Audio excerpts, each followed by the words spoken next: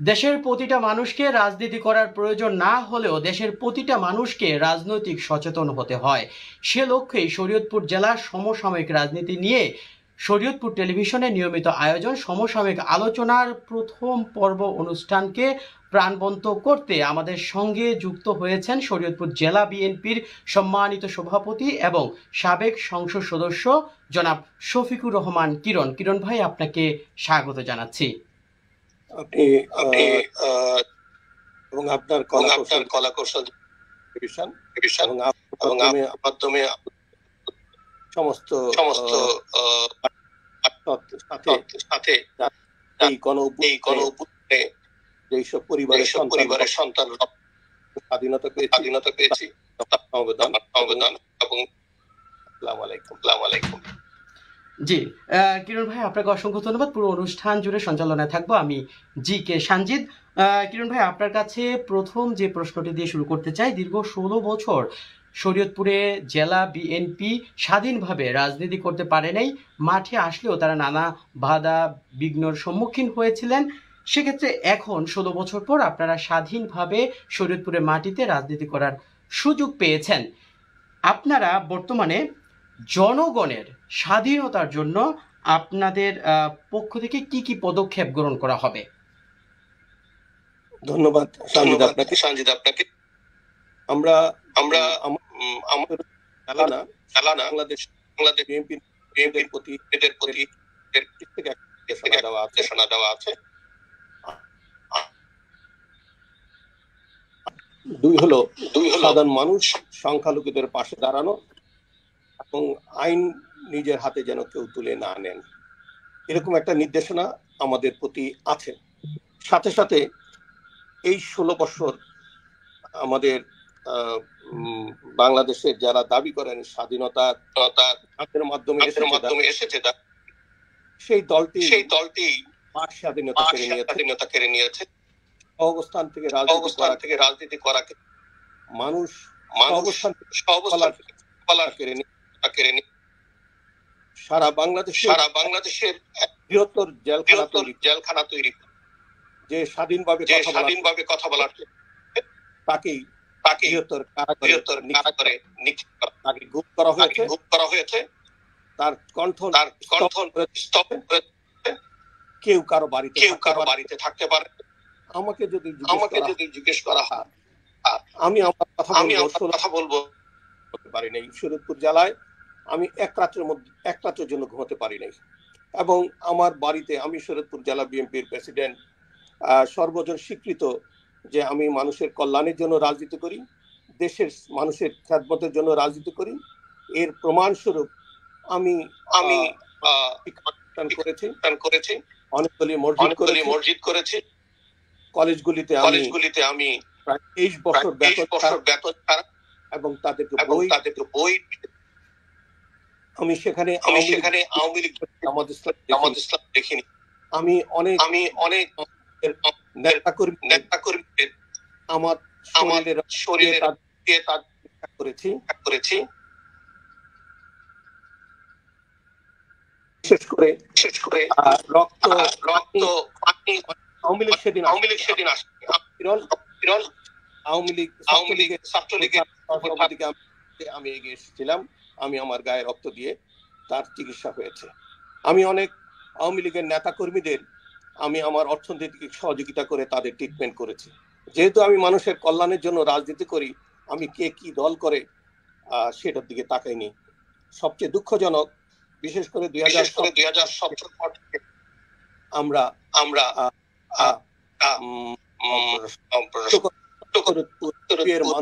মানুষ যেখানে আমার বাড়িতে তিনবার এবং কোন একজন নেতা এবং আমি আমার মায়ের যেতে পারি। আমার মায়ের প্রথম মৃত্যুবার্ষিকীতে আমি মিলাদ পড়াতে পারি নাই। ছাত্রলীগ যুবলীগ মসজিদ গ্রাও করে দিয়ে বাজার থেকে মিষ্টি মসজিদে আনতে দেওয়া হয়নি, মসজিদে মুসল্লিদেরকে ঢুকতে দেওয়া হয়নি। এই যদি হয় আমার প্রতি আচরণ, আমি শরীয়তপুর জেলা বিএনপির প্রেসিডেন্ট, আমি সাবেক এমপি, আমি একজন ডোনার, আমি একজন শিক্ষানুরাগী, আমার কষ্টের টাকা দিয়ে অনেক রাস্তাঘাট হয়েছে। আমার ব্যাপারে যদি এই জুলুম হয়ে থাকে, তাহলে সাধারণ নেতা কর্মীদের উপর কতটুকু জুলুম হয়েছে। অতএব আমি এক দ্বিধায় বলতে পারি, আওয়ামী লীগের যারা শরীয়তপুরে রাজনীতি করেছেন তারা জনগণের কল্যাণের জন্য রাজনীতি করেন নাই। আমি শফিকুর রহমান কিরণ, করোনার সাথে সাথে আমি 14,000 সাহায্য ব্যাগ রেডি করে নিয়েছিলাম, আমাকে দিতে দেওয়া হয়নি। আমি বন্যার্তদের মানুষের পাশে দাঁড়িয়েছি। আপনারা সবাই জানেন সেদিন পুলিশের কি তাণ্ডব ঘটিয়েছে, সেখানে সাহায্যগুলি দিতে দেয়নি। আপনারা সখীপুরের স্মৃতি সবার সেদিন আছে। আমরা এই 16 বছর আমরা ভুলে যেতে চাই যে একটি রাজনীতি, এত বড় একটি দল, সে রাজনীতি জনগণের কল্যাণের জন্য যে করে, এটা মিথ্যা প্রমাণিত হয়েছে। তাদের স্বার্থে রাজনীতি করেছে, তাদের অর্থনৈতিক পরিবর্তনের জন্য রাজনীতি করেছে, জনগণের জন্য কল্যাণের জন্য রাজনীতি করেনি।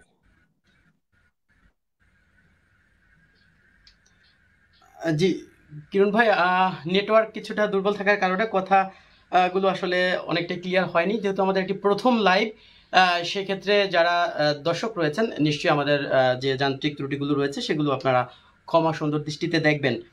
আমরা আজকে প্রথম লাইভে যুক্ত হয়েছি, সেক্ষেত্রে ইন্টারনেট কিছুটা সমস্যার কারণে অনেকে কমেন্ট করছেন যে কথা ক্লিয়ারভাবে শোনা যাচ্ছে না, সেজন্য আমাদেরকে মাফ করবেন। আমরা দ্বিতীয় প্রশ্নে যেতে চাই, সেটা হচ্ছে যে সামনে একটি নির্বাচনের অপেক্ষায় দেশবাসী। আপনারা বিএনপির পক্ষ থেকে যদি শরীয়তপুর থেকে আপনি যদি আল্লাহ রব্বুল আলামিন আপনাকে সংসদ সদস্য হিসেবে কবুল করে নেয় এবং বিএনপি যদি ক্ষমতায় যায়, সেক্ষেত্রে শরীয়তপুরের ভবিষ্যৎ উন্নয়ন এবং শরীয়তপুরের পরিবর্তনের জন্য আপনারা কি কি ক্ষেত্রে কাজ করবেন? আমাদের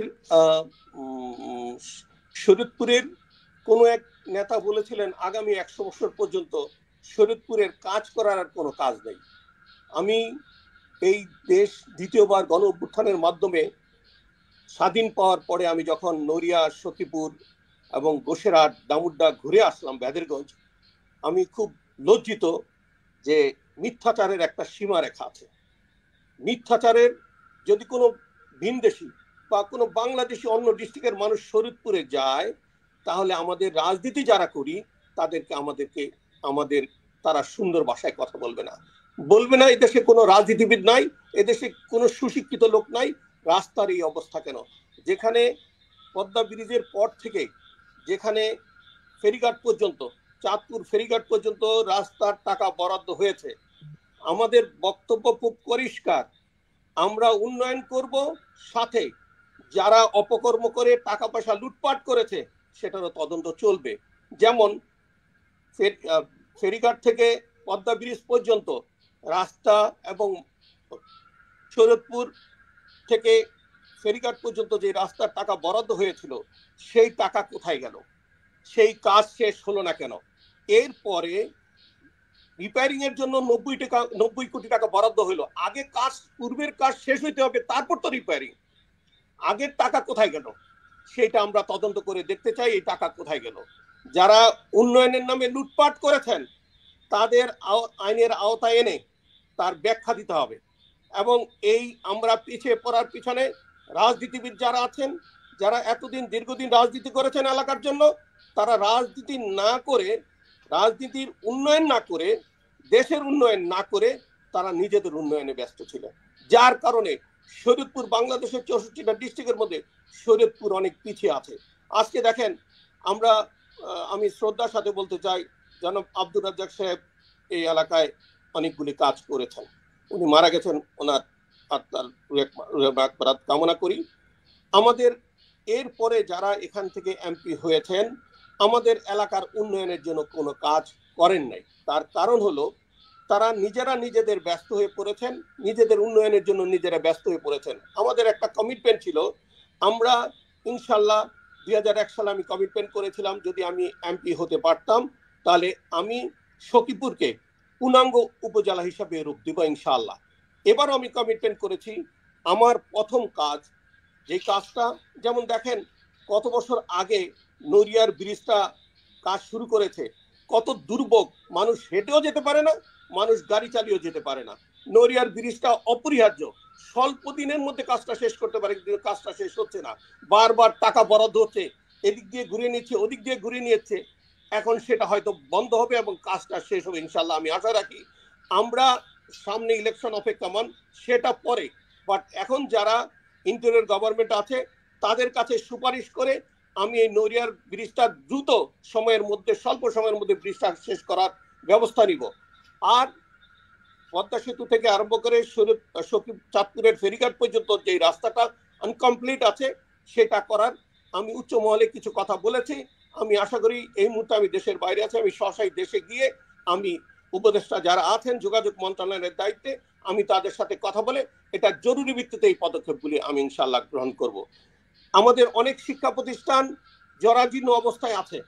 এক পেশি উন্নয়ন হয়েছেন যারা বিএমপি করেন, যারা বিএনপি শিক্ষা প্রতিষ্ঠান করেছেন, বা জামাত ইসলাম করেন শিক্ষা প্রতিষ্ঠান করেছেন, বা জাতীয় পার্টি করেন ইসলাম শিক্ষা প্রতিষ্ঠান করেছেন, সেই শিক্ষা প্রতিষ্ঠানের গত 16 বছর কোনো উন্নয়নের ছোঁয়া লাগেনি। সেখানে কিন্তু আওয়ামী লীগের সন্তানরা পড়ে, সেখানে কিন্তু জামাত ইসলামের ছেলেরা পড়ে, বিএনপির ছেলে মেয়েরা পড়ালেখা করে এবং জাতীয় পার্টির ছেলে মেয়েরা লেখাপড়া করে। সেই সব শিক্ষা প্রতিষ্ঠানকে টপ প্রায়োরিটি দিয়ে উন্নয়নগুলি করতে হবে। শিক্ষা প্রতিষ্ঠান সকলের, শিক্ষা প্রতিষ্ঠান একক কোনো ব্যক্তি বা বিশেষ কোনো পার্টির না, এটা আমাদের মনে রাখতে হবে। এই শিক্ষা প্রতিষ্ঠানগুলি সুন্দরভাবে এমনভাবে করতে হবে জনসংখ্যার ভিত্তিতে এলাকার ডেভেলপমেন্ট হবে, যেখানে যেটা প্রয়োজন। আপনি একটা শিক্ষা প্রতিষ্ঠানে 1 বছর 2 বছরে 3টা বিল্ডিং আসে, আরেকটা শিক্ষা প্রতিষ্ঠানে 16 বছরে কোনো উন্নয়ন হয়নি, এটা খুব দুঃখজনক। এই এক পেশি উন্নয়ন দেশের জন্য ক্ষতিকারক। তো আমি সঞ্জিত আপনার মাধ্যমে আমি এতটুকু বলতে চাই, ইনশাল্লাহ আমি দেশের কাছে কমিটমেন্ট করতে চাই যে ইনশাল্লাহ শফিকুর রহমান কিরণ নমিনেশন পেয়ে দেশের মানুষ সর্বজন স্বীকৃত, যদি দেশের মানুষ আমাকে ভালোবেসে ভোট দেয়, আমি কমিটমেন্ট করছি যেই কয়েকটা উন্নয়নের মধ্যে প্রথম টপ প্রায়োরিটি আমি সখীপুরকে উপজেলা রূপ দেব ইনশাআল্লাহ। আমি দেখেন আমাদের কত নির্ভর তারা, এখানে 3 জন এমপি ছিলেন, দীর্ঘদিন আওয়ামী লীগের এমপি এই শরীয়তপুর 3টা সিট, সেখানে পদ্মা ব্রিজ থেকে মাদারীপুর চলে গেছে শরীয়তপুরের উপর দিয়ে, শরীয়তপুরে কোনো রেল স্টেশন নাই। আমি ইনশাআল্লাহ আমার পদক্ষেপের মধ্যে এই শরীয়তপুরে একটা রেল স্টেশন বানাবো এবং এখান থেকে চাঁদপুরের ফেরিঘাট পর্যন্ত রেল স্টেশন আমি, রেল লাইন আমি নিব এবং সেখানে বাস্তবায়ন করবো ইনশাআল্লাহ। এটা আমার কমিটমেন্ট আমার দেশের কাছে এবং আমার দেশের মানুষের কাছে, এটা আমার কমিটমেন্ট ইনশাআল্লাহ। এবং আমি দেখেন আপনি যেহেতু শরীয়তপুরের সন্তান, আমরা আমাদের শরীয়তপুরের ছেলেমেয়েরা কাজ করার কি আছে? কিছুই নাই। তারা চাঁদপুরে পাড়ি জমায়, তারা ঢাকা পাড়ি জমায়। আমার দেশের ইন্ডাস্ট্রি তৈরি করতে হবে, সেখানে নিরাপদের ইন্ডাস্ট্রি তৈরি করতে হবে। আমাদের এখান থেকে একটা পোর্টের ব্যবস্থা করতে হবে যেখান থেকে মালপত্র সহজেই যেন চিটাঙে চলে যেতে পারে। আমাদের এখান থেকে যদি লোক বলের আসা যাওয়া না হয়, এখানে যদি ইন্ডাস্ট্রি না হয়, তাহলে আমাদের এলাকাটা ডেভেলপমেন্ট হবে না। সেখানে কর্মসংস্থানের ব্যবস্থা করতে হবে, সেখানে বিভিন্ন প্রাইভেট ইউনিভার্সিটিগুলি নিতে হবে, সেখানে শিক্ষা প্রতিষ্ঠানগুলিকে মডার্ন করতে হবে, সেখানে শিক্ষা প্রতিষ্ঠানগুলিকে মনিটরিং এর মধ্যে নিতে হবে, লেখাপড়া কেমন চলছে, প্রত্যেকটা স্কুল কলেজকে প্রপার মনিটরিং করতে হবে। কারণ একটা সুশিক্ষা মানুষকে সচেতন করলে দেশ আগিয়ে যাবে। আপনি একটা অন্ধকারাচ্ছন্ন এলাকায় আপনি ডেভেলপমেন্ট আশা করতে পারেন না, এরা বুঝবেন এটার মর্মটাকে। আগে মানুষকে শিক্ষায় শিক্ষিত করতে হবে, মানুষকে শিক্ষায় সচেতন করতে হবে। এলাকার সাস্টেনেবল ডেভেলপ করার জন্য আপনাকে মানুষকে সচেতন করতে হবে, সচেতন করলেই আপনার এই ডেভেলপমেন্ট টেকসই হবে। আর যদি মানুষকে শিক্ষায় শিক্ষিত না করেন, আপনি এর মর্ম তারা বুঝবে না। এই জন্য আমার শরীয়তপুরবাসীর কাছে যারা বিশেষ করে গার্ডিয়ান আছেন, আপনি যে কোনোভাবেই হোক না কেন, যত কষ্টই হোক না কেন, সন্তানকে স্কুলে পাঠান। আপনি সন্তানকে স্কুলে পাঠান এবং তাকে শিক্ষায় শিক্ষিত করেন। কারণ আপনি তাকে লাখ লাখ টাকা হাতে দিয়ে গেলেন, কিচ্ছু থাকবে না, কিন্তু শিক্ষা যদি দিয়ে যান, এটা নেড়ে চেড়ে সে খেতে পারবে। তো আমি আমি বিশেষ করে শরীয়তপুর টিভির মাধ্যমে আমার শরীয়তপুরবাসীর কাছে আবদার রাখবো, আবেদন করব এবং পরামর্শ দিব যে অন্তত সন্তানদেরকে স্কুলে পাঠান, সন্তানদেরকে লেখাপড়া করেন, লেখাপড়া করে মানুষের মতো মানুষ করেন। একটু কষ্ট হলেও দিনে 3 বেলা না খেতে, অন্তত না খেয়ে প্রয়োজনে 2 বেলা খান, কিন্তু সন্তানের জন্য 1 বেলা উৎসর্গ করে দিয়ে তাকে সুশিক্ষায় শিক্ষিত করেন। আহ, জি, অসংখ্য ধন্যবাদ খুব সুন্দরভাবে কথাগুলোর উত্তর দেওয়ার জন্য। দর্শক, আমরা কিছুটা ইন্টারনেট দুর্বল থাকার কারণে হয়তো আপনাদের প্রিয় নেতার কথাগুলো আপনারা সঠিকভাবে স্পষ্টভাবে শুনতে পারেন না, সেজন্য আমরা দুঃখিত। আমরা পরের একটি গুরুত্বপূর্ণ প্রশ্নে যেতে চাই কিরণ ভাই। সেটা হচ্ছে আওয়ামী লীগ দীর্ঘ 16 বছর একটানা শাসন করেছে, সেক্ষেত্রে জনগণ আবার গণ অভ্যুত্থানের মাধ্যমে আওয়ামী লীগকে ক্ষমতাচ্যুত করেছেন। আওয়ামী লীগ জনগণের সাথে যে ভুলগুলো করেছেন, সেই ভুলের পুনরাবৃত্তি জনগণ আপনাদের কাছ থেকে, বিএনপির কাছ থেকে দেখতে চায় না। সেক্ষেত্রে শরীয়তপুর জেলা বিএনপির সভাপতি হিসেবে আপনি, শরীয়তপুর জেলা বিএনপির একজন অভিভাবক হিসেবে আপনার নেতাকর্মীদের প্রতি কি নির্দেশনা, যে তারা যেন আওয়ামী লীগের মতো কোনো কর্মকাণ্ডে জড়িত না হয়? আমি আমি প্রথমে মহান রাব্বুল আলমিনের কাছে শুকরিয়া গুজার করি। আমি আমার সাবেক প্রধানমন্ত্রী দেশনেত্রী বেগম খালেদা জিয়ার সাথে আমি দেখা করে, আমাদের অ্যাক্টিং চেয়ারম্যান তারেক রহমানের সাথে দেখা করার জন্য আমি লন্ডনে গিয়েছি। আমি লন্ডন থেকে ফেরার পথে আমি দুবাইতে স্টপ ওভার করেছি। আমি ওনার সাথে দেখা করেছি। উনি শরীয়তপুরবাসীকে সালাম দিয়ে বলেছেন যে সারা বাংলাদেশের যে চিত্র, শরীয়তপুরের চিত্র একটু ভিন্ন রকম। আমরা শরীয়তপুরের কোনো প্রশাসন, কোনো আন্দোলনকারী দিয়ে অ্যাসল্ট হন নেই। আমরা প্রশাসনকে সেফটি সিকিউরিটি দিয়ে রেখেছি।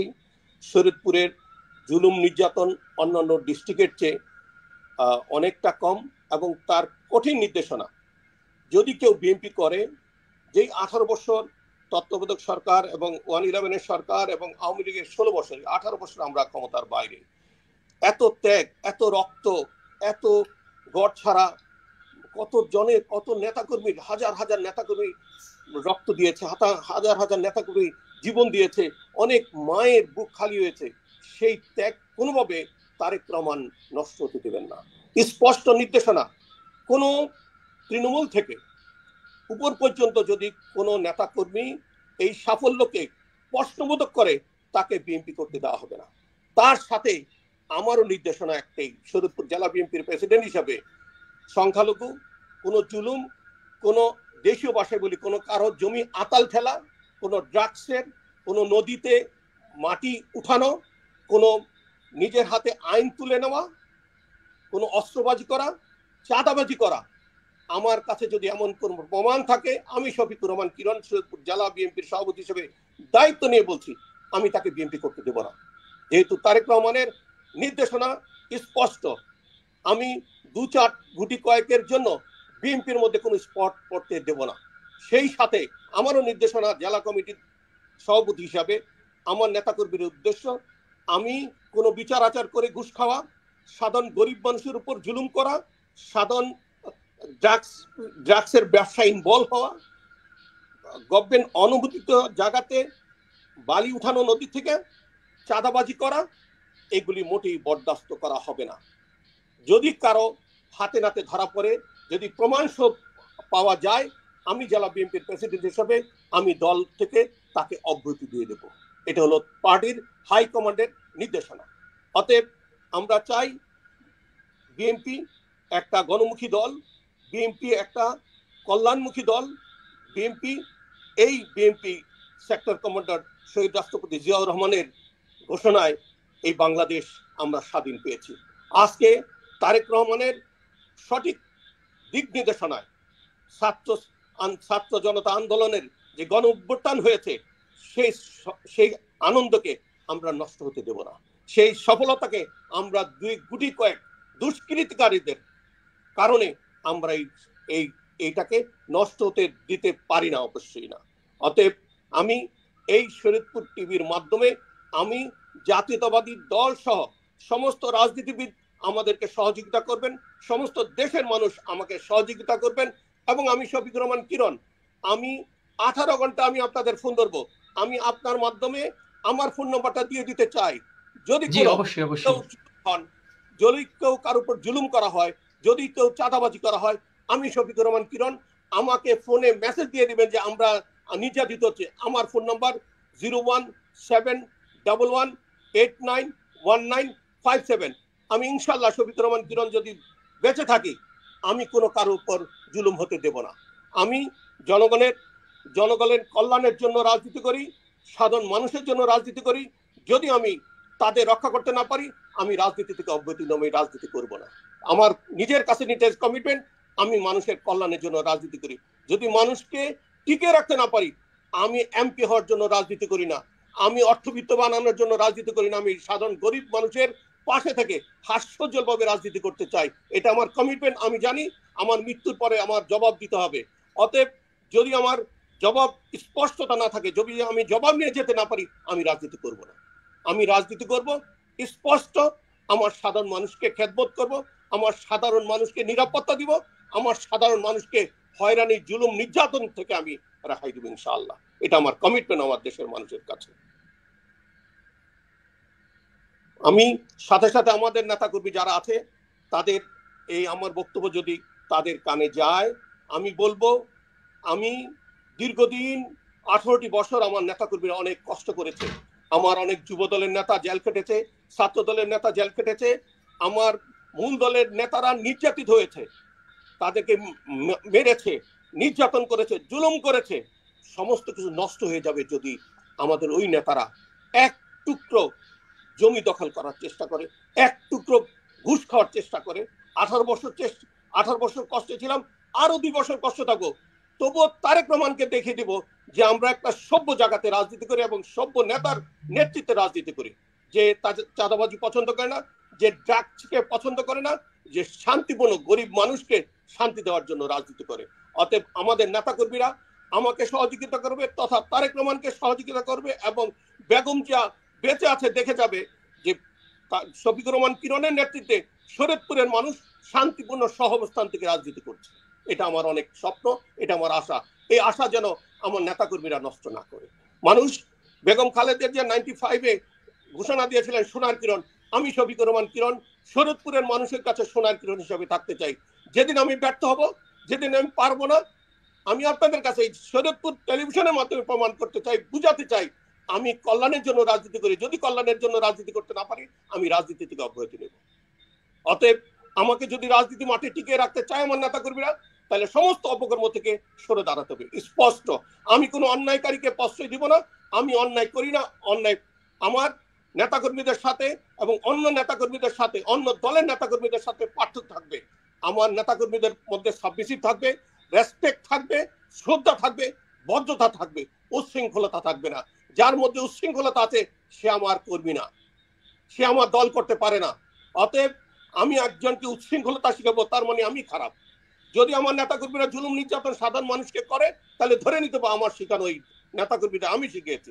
অতএব আমি যেহেতু এই কাজে এই কাজ করি না, মানুষকে কষ্ট দেওয়া আমার কাজ না, অতএব আমার কোনো নেতাকর্মী এরকম কোনো কাজে পা বাড়ালে বরদাস্ত করা হবে না। স্পষ্ট। জি, অনেক কঠোর এবং অনেক স্পষ্ট নির্দেশনাগুলো আপনার পক্ষ থেকে দিয়েছেন। একজন মানে বলিষ্ঠ নেতা হিসেবে বলিষ্ঠ কণ্ঠস্বরের মাধ্যমে কিন্তু আপনার নেতাকর্মীদের খুব সুন্দরভাবে নির্দেশনা দিয়েছেন এবং এটা যেন আপনার যদি যারা আদর্শে রাজনীতিটা করে থাকে তারা এটা যদি মেনে চলে নিশ্চয়ই একটি সুন্দর আগামী শরীয়তপুর দেশবাসী পাবে এবং আমরা এই পর্যায়ে বিশ্বাস রাখি যে আপনার নির্দেশনাগুলো আপনার নেতাকর্মীরা অবশ্যই অক্ষরে অক্ষরে মেনে চলবে। কিরণ ভাই, অনুষ্ঠানের একেবারে শেষ পর্যায়ে রয়েছি। শরীয়তপুরের জনগণের উদ্দেশ্যে আপনার এবং শেষ বার্তাটা আগামীর জন্য। বিশেষ করে আসসালামু আলাইকুম আমার শরীয়তপুরবাসীকে। আবারও আমি শফিকুর রহমান কিরণ শরীয়তপুর 3 থেকে রাজনীতি করেছি। আমাকে এমপি বানানোর পেছনে শরীয়তপুর 3-এর মানুষের অবদান। আমাকে 96 আওয়ামী লীগ ক্ষমতায় আসার পর আমার বিরুদ্ধে অনেকগুলি মামলা হয়েছে। সেই মামলাতে যখন আমি শরীয়তপুরে হেঁটে যাচ্ছিলাম, রিক্সাওয়ালা থেকে আরম্ভ করে সাধারণ কুলি মজুর থেকে আরম্ভ করে সাধারণ সর্বস্তরের মানুষ সেটাকে কষ্ট পাচ্ছিল এবং তখন আমার বয়স অনেক কম, তখন বলছিল যে এই ছোট নেতাকে, এত ভদ্র নেতাকে কেন মামলাগুলি দিল এবং কেন তাকে জেল দেওয়া হলো। আমি সেদিন বীর দর্পে গিয়ে হাজির হয়েছি এবং আল্লাহর রহমতে সেদিন বিচার ব্যবস্থা আজকে যে অবস্থায় ছিল সেই অবস্থায় নেই। তখন নিরপেক্ষতার কিছুটা ছিল, সেই সময় আমাকে জামিন দিয়েছেন এবং মামলাটা শেষ করে দিয়েছেন ওই কোর্টেই। আমাকে আর পরবর্তী তারিখে আর যেতে হয়নি। আমি শুধু শরীয়তপুরবাসীকে বলবো, আপনারা আমাকে সহযোগিতা করেন। আপনাদের নিরাপদে ঘুম পাড়ানো, নিরাপদে বাড়িতে রাখা, নিরাপদে চলা, এটার আমি দায়িত্ব নিব। আমি শফিকুর রহমান কিরণ দায়িত্ব দিব। শরীয়তপুরের মানুষ নিরাপদে আছে, এটা এই 64টা বাকি 63টা ডিস্ট্রিক্টে বলতে হবে। শফিকুর রহমান কিরণ আল্লাহর উপর ভরসা করে বলি, আপনারা আমাকে সহযোগিতা করেন। আপনাদের নিরাপত্তা দেওয়ার মালিক আল্লাহ, আমি আপনাদেরকে সহযোগিতা করব। আমি বিশ্বাস করি আমাদের মৃত্যু হবে অনিবার্য। এমন সাধারণ মানুষকে যে দিন আনে দিন খায়, যে কষ্টে আছে, যে অনেক স্ট্রাগল করে সংসার চালায়, তার সাথে জটিলতা সলসাতুরি করে রাজনীতি করা যায় না। স্পষ্টতা থাকতে হবে। রাজনীতির মধ্যে রাজনীতি থাকবে, কিন্তু রাজনীতি বোস্টামি থাকবে না। আজকে মানুষ বলে একটা করে একটা। দেখেন, এক নেতা বলেছে গত 4.5 বছর আমরা কোনো বিএনপির কষ্ট দিয়েছি, বলে যে না, দেন নাই। 4.5 বছর না, আমি কোর্টে হাজির হতে গিয়েছিলাম, আমি জানি আমার বেল কেটে ফেলবে, আমার বউ সহকারে কোর্টে গিয়েছি, আমার ব্যাগ সাথে করে নিয়ে গিয়েছি। আল্লাহর অশেষ রহমত, সেদিন জামিন পেয়েছি। আমি জামিন পেয়ে আসার পথে আমার উপর এবং আমার বউর উপর অতর্কিত হামলা হয়েছে। 30-40 জন জৈনিকি এক শরীয়তপুরের এমপি মন্ত্রীর নির্দেশনায়। সেই নেতা আমাকে তাদেরকে ডেকে বলেছিল, তোমরা 6 মাস তাকে হসপিটালে রাখতে পারলা না। এটা তদন্ত হবে এবং বিচারের কাঠগড়ে দাঁড়া করানো হবে ইনশাআল্লাহ। আমরা মামলা এখনো করি নাই, মামলা সহজেই হবে। আমরা বিশ্বাস করি প্রত্যেকটা অপরাধের খেসারত দিতে হবে, প্রত্যেকটা অপরাধের বিচার ব্যবস্থায় এনে তাদের শায়েস্তা করা হবে ইনশাআল্লাহ। আমরা জানি, আমি শফিকুর রহমান কিরণ, তাদের নির্দেশনায় আমার বাড়িতে হামলা হয়েছে। আমার 1500 লাইটের মধ্যে 10-12টা লাইট ছিল, সবগুলি ভেঙে ফেলেছে। আমার দরজা জানালা সব চুরমার করে দেওয়া হয়েছিল। আমার মার মিলাদ পড়তে পারি নাই। শহীদ রাষ্ট্রপতি জিয়াউর রহমানের মৃত্যুবার্ষিকীতে আমি আমার বাসায় মিলাদের ব্যবস্থা করেছিলাম। 40 জন এতিম শিশুকে দিয়ে কোরআন খতম করে সেখানে খাওয়ার ব্যবস্থা করেছিলাম। সকাল 10টা থেকে রাত্র 1:30টা পর্যন্ত আমি অবরুদ্ধ ছিলাম। হাজার হাজার আওয়ামী লীগের নেতাকর্মী আমাকে অবরুদ্ধ করে রেখেছিল। সেখানে পুলিশ সহায়তায় 150 পুলিশ আমাকে কর্ডন করে রেখেছিলেন। সেখানে রাত্র 1টা-1:30টায় পুলিশ পড়ায় গাড়ির গ্লাস তারা ভেঙে ককটেল ফুটিয়ে আমাদের ছেলেপেলেদের বিরুদ্ধে মামলা করা হয়। আমরা সেই সময় কাটিয়ে এসেছি। আমি একটা ওয়াদা করতে চাই, এরকম কোনো অন্যায় আমার ছেলেরা আমরা করব না যেটা আওয়ামী লীগ করে গিয়েছে। সেই শিক্ষায় আমরা শিক্ষিত হব না। আমাদের কমিটমেন্ট আছে জনগণের কাছে, সাধারণ জনগণ হয়রানি হবে না। আজকে যারা জুলুম নির্যাতন করেছেন, আজকে ভেবে দেখেন আপনারা বাড়িতে কিভাবে ঘুমাচ্ছেন। আমরা আপনাদের টু শব্দ করিনি। আমরা জানি শহীদ রাষ্ট্রপতি জিয়াউর রহমানের আদর্শের সৈনিক আমরা, বেগম জিয়ার সৈনিক, তারেক রহমান নির্দেশিত হয়ে আমরা শান্তিপূর্ণ সহাবস্থান থেকে রাজনীতি করতে চাই। আপনারা উস্কানি দিয়ে আমাদেরকে উত্তক্ত করবেন না। আপনারা শান্তিতে থাকেন, আমরাও শান্তিতে থাকতে চাই। কোনো অবস্থাতেই এর ব্যাঘাত যেন না ঘটে। আমরা জানি এদেশের মানুষ চিরস্থায়ী না, ক্ষমতায় চিরস্থায়ী থাকবে না। আজকে এক দল আসবে, কালকে আরেক দল আসবে, কিন্তু রাজনীতিটা আমরা সকালে মিলা করতে চাই। রাজনীতি করার জন্য কোনো প্রতিবন্ধকতা নাই, কিন্তু অরাজনীতি করার প্রতিবন্ধকতা আছে। এদেশে কাউকে অরাজনীতি করতে দেওয়া হবে না। এর দেশে আবার বলি, কোনো অরাজনীতিক শরীয়তপুরে করতে দেওয়া হবে না। অতএব সঞ্জিত, আপনাকে এবং আপনার কলাকৌশল যারা আছেন তাদেরকে ধন্যবাদ জানাই। সাথে সাথে আমি শরীয়তপুরবাসীর কাছে দোয়া চেয়ে শরীয়তপুর 3 যারা আমাকে এমপি বানিয়েছেন তাদেরকে ধন্যবাদ জানিয়ে, শরীয়তপুর 1-এর মানুষ যারা, আমি শরীয়তপুরে আমার 2 নির্বাচনী এলাকা আসতে পারি না, আপনারা যারা আমাকে সহযোগিতা করেছেন 1-এ এসে রাজনীতি করার জন্য, তাদেরকে ধন্যবাদ জানাই। আমার 2-এর মানুষ যাদের কাছে আমি দীর্ঘদিন যেতে পারি নাই, আমি আমার মামার মরা লাশ নিয়ে আমি আসতে পারি নাই, আমি তাকে দাফনের পাশে দাঁড়াতে পারি নাই, তাকে দাফন করতে আসতে পারি নাই। আমার মামাতো ভাইরা মারা গেছেন পরপর 3 জন, তাদের একজনকে আমি কবর দিতে আসতে পারি নাই, তাদের মিলাদে আমি থাকতে পারি নাই। আমার মা মারা গেছে, আমি আমার মায়ের প্রথম মৃত্যুবার্ষিকীতে আমরা মিলাদ পড়াতে পারি নাই, আমি মিলাদে আসতে পারি নাই। আমার মায়ের স্বপ্ন ছিল একটা মসজিদ করানো, সেই মসজিদ করে সেই মসজিদের উদ্বোধনটা আমার মায়ের প্রথম মৃত্যুবার্ষিকীতে উদ্বোধন করার চেষ্টা করেছি। 50 মণ মিষ্টি অর্ডার দেওয়া হয়েছিল কাঁচিকাটা বাজারে, সেখান থেকে মিষ্টিগুলি মসজিদে আনতে দেওয়া হয় নাই। যুবলীগ, ছাত্রলীগ চারিদিকে মসজিদের চারিদিকে কর্ডন করে রেখে এই মুসল্লিদেরকে মসজিদে আসতে দেয় নাই, আমার মায়ের মিলাদ পড়াইতে দেয় নাই। আমরা সেগুলি ভুলে গিয়েছি। আমরা বেগম খালেদা জিয়ার জন্য, তারেক রহমানের জন্য এই সমস্ত ব্যথাগুলি উৎসর্গ করে দিলাম। দেশের মানুষের মঙ্গলের কথাগুলো সমস্ত সবাইকে মাফ করে দিলাম। দেখতাম এটা কিন্তু আমরা ভুলে যাব না। মাফ করে দিয়েছি, কিন্তু এটা কিন্তু আমরা ভুলে যাব না। এর যেন পুনরাবৃত্তি ঘটানোর চেষ্টা না করা হয়। আমার নেতা কর্মীরা জানি অনেকে বাড়িতে ঘুমাতে পারে নাই, অনেকে নৌকায় ঘুমিয়েছেন, অনেকে খেতে ঘুমিয়েছেন, বাড়িতে থাকতে পারে নাই। একমাত্র কর্মস্থল কর্মযোগ্য ছিলেন, সে মামলায় পড়েছেন। বাড়িতে বউ আর ছোট বাচ্চারা না খেয়ে ছিলেন, মানুষের বাড়িতে কাজ করে সংসার চালিয়েছেন। এগুলি আমরা ভুলে যাইনি। আমাদের সন্তানরা অনেকে রিক্সা চালিয়ে সংসার চালিয়েছেন, 14 মাস থাকতে পারে নাই বাড়িতে, মিথ্যা মামলায়। আমাদের বাসপুরা মামলায় একজন মানিক মজুমদার মারাই গেলেন। আমাদের অনেক নেতাকর্মী আছেন যারা ঠিকমতো সংসার চালাইতে পারেন নাই, অনেক কষ্টে। সেই কথাগুলি যদি বলি, প্রত্যেকটা নেতাকর্মীর, প্রত্যেকটা ইউনিয়নের নেতাকর্মীদের কষ্টের কথা বলি, তাহলে আপনি যে সঞ্চালক হয়েছেন, আপনার শরীরে রক্ত গরম হয়ে যাবে। আপনি মনে করেন যে এখনই গিয়ে অ্যাকশন শুরু করে দেই। এই জুলুম নির্যাতন করেছে এই শরীয়তপুরের জৈনক এক নেতার নেতৃত্বে, এই অপকর্মগুলি করেছে।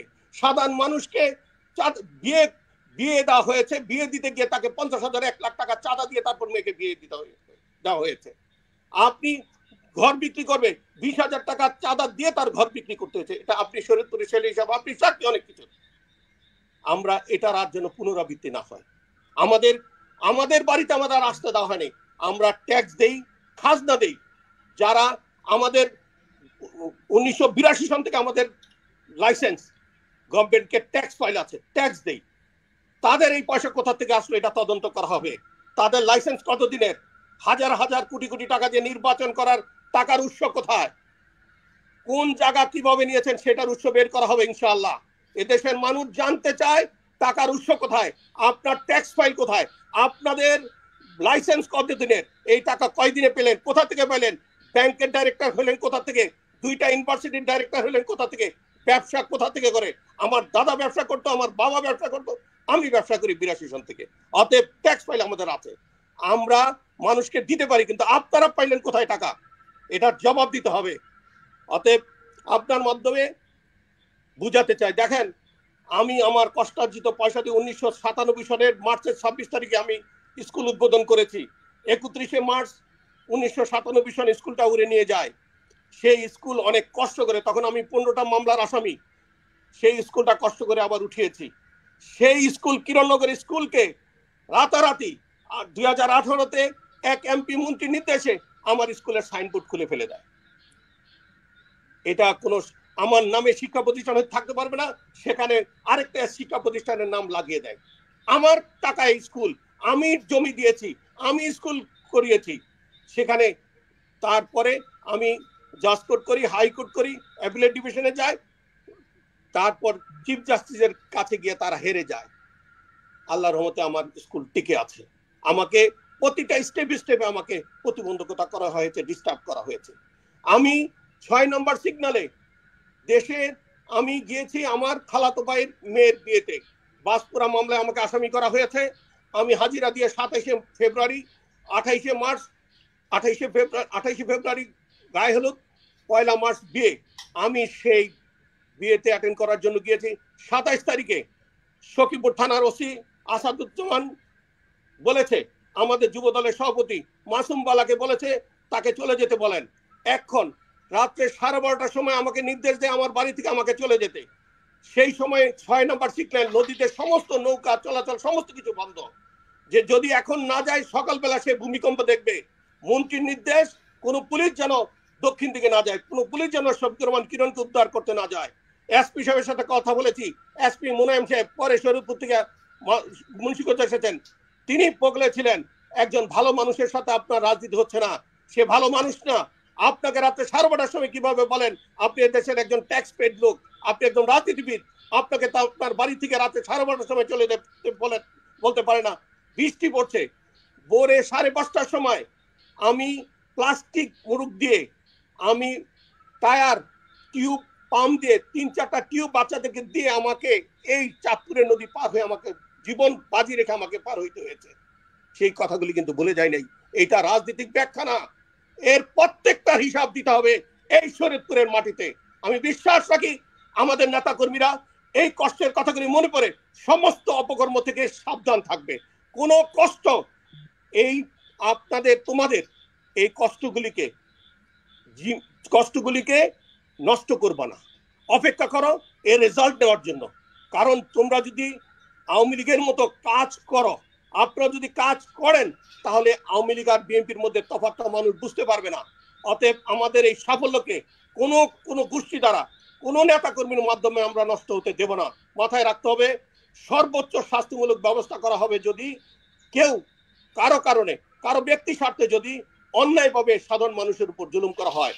আর সামনে পূজা আসতেছে, আমাদের সংখ্যালঘু যারা আছে, আমাদের বিএনপির যারা আছে, তারা তাদের সহযোগিতা করে সুন্দর মতো গতবারের চেয়ে বেশি বড় জাঁকজমকপূর্ণ যেন পূজা করতে পারে।